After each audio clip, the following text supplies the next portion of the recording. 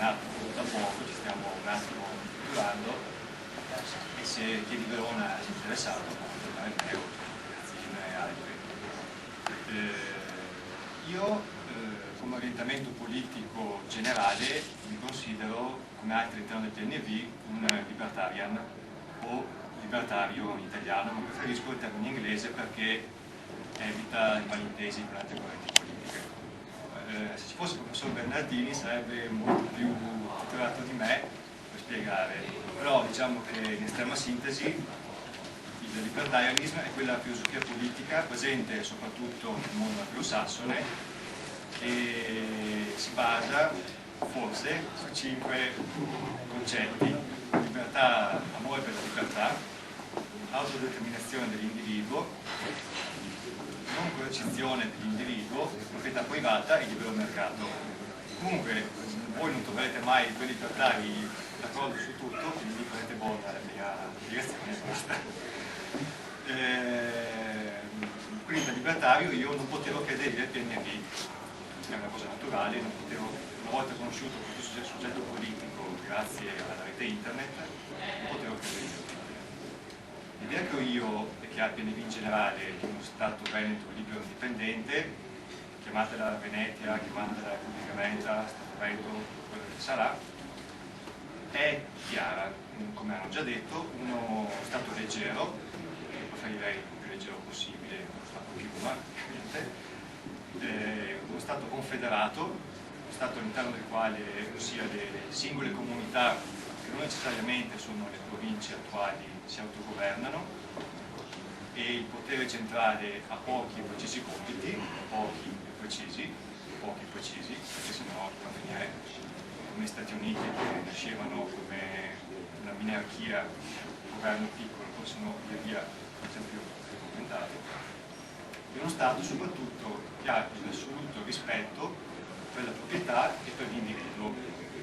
Qui parlo, è stato chiesto di parlare dei diritti dell'individuo da Venezia Libera, che è anche un argomento che io diciamo prediligo abbastanza. Noi siamo tutti diversi gli uni dagli altri, non c'è nessuno che sia uguale a un'altra persona. Nella nostra individualità noi siamo complessi, apparteniamo a molteplici gruppi, molteplici categorie, a tanti insiemi, e alcuni di questi insiemi sono fondamentali per la nostra vita, o meglio, quindi questi insiemi noi li riteniamo fondamentali per la nostra vita, altri meno. C'è chi è veneto, c'è chi è siciliano, o entrambe le cose, c'è chi ama il calcio, chi lo odia, chi ama la pizza, chi non piace la pizza, c'è chi appartiene a una religione, chi è ateo, agnostico, eccetera, eccetera.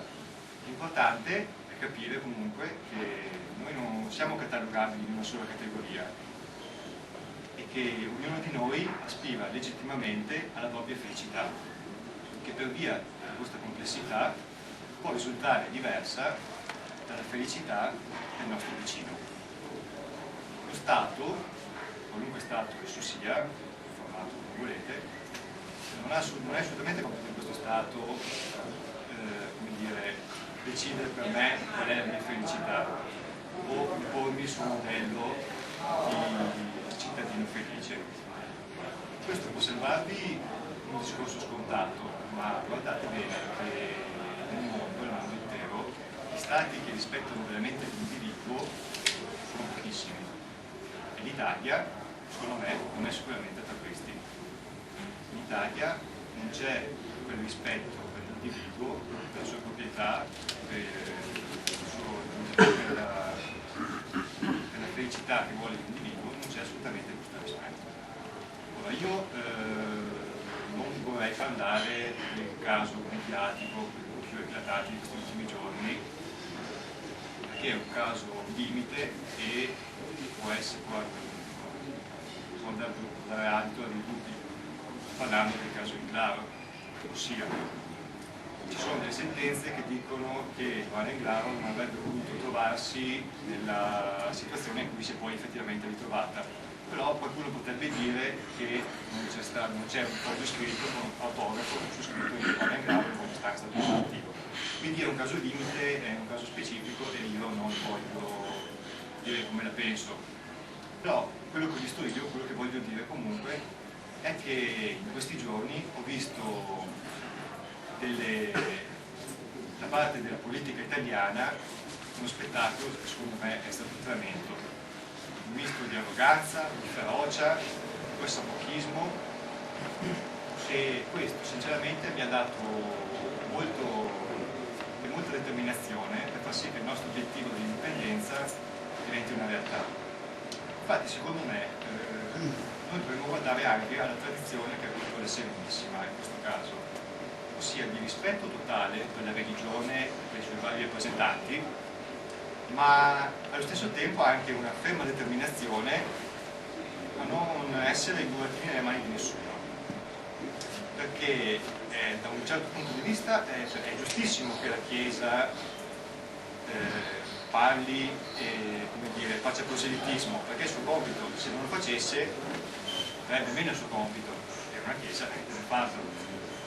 Dall'altro punto di vista io rimango abbastanza inquietato da come la classe politica italiana sia veramente così solerte ad ogni sollecitazione vaticana. No, non è un discorso, guardate, comunque sia, io non c'è il termine laicità, io non lo sopporto più. Io non uso più il termine laicità nei miei discorsi perché è un termine che è stato usato per tutto e per il contrario di tutto, quindi alla fine non vuol dire niente. Quello che secondo me è importante è, come rilasciando il discorso prima, che si abbia rispetto per l'individuo e per le sue scelte, per la sua autodeterminazione. Se una persona è cattolica, probabilmente riterrà la sua vita un bene indisponibile che appartiene a Dio e agirà di conseguenza per sé. Se una persona non è cattolica, probabilmente forse potrà agire in modo diverso. L'importante, dal mio punto di vista, è che ci sia sempre il rispetto per l'individuo e la sua autodeterminazione e la non ingerenza dello Stato negli affari privati del cittadino. Un altro termine che io ormai non riesco più a dire è diritti civili, anche se personalmente sono molto legato a questi termini. Sarà forse perché, come col termine laicità, è stato usato per tutto e contrario per tutto e quindi svuotato. Sarà anche perché probabilmente i cosiddetti progressisti, quelli che dicono di voler ampliare i diritti civili, poi alla fine ledono il mio diritto civile di non venire derubato del frutto del mio lavoro attraverso il pizzo esoso che questo Stato mafioso mi storce quotidianamente. E quindi io non riesco più a usare questi termini perché mi sembra ormai che siano stati, come dire, siano connotati da una parte politica, e non è così, per me non è così. Io non sono di sinistra, non sono nemmeno di destra. Io faccio parte del PNV appunto perché mi ritrovo nel suo obiettivo. Il PNV mi piace anche perché è un partito neutro, diciamo. Può essere il PNV, può essere socialista, può essere liberale, perché l'obiettivo del PNV è l'indipendenza. Ci scanneremo dopo con calma noi, fra noi, tra i nostri vari orientamenti politici, però intanto dobbiamo ottenere questa indipendenza. Tanti di noi, per esempio, guardano con occhi sognanti quasi, diciamo, alla Svizzera. Secondo me fanno bene, perché la Svizzera è un posto in cui si respira molta più libertà che qui da noi. In Svizzera, per esempio, non ti uccidono di tasse. In Svizzera il cittadino è rispettato. Anche qui, secondo me, noi dovremmo un po' guardare la storia e riprendere un po', come dire, la tradizione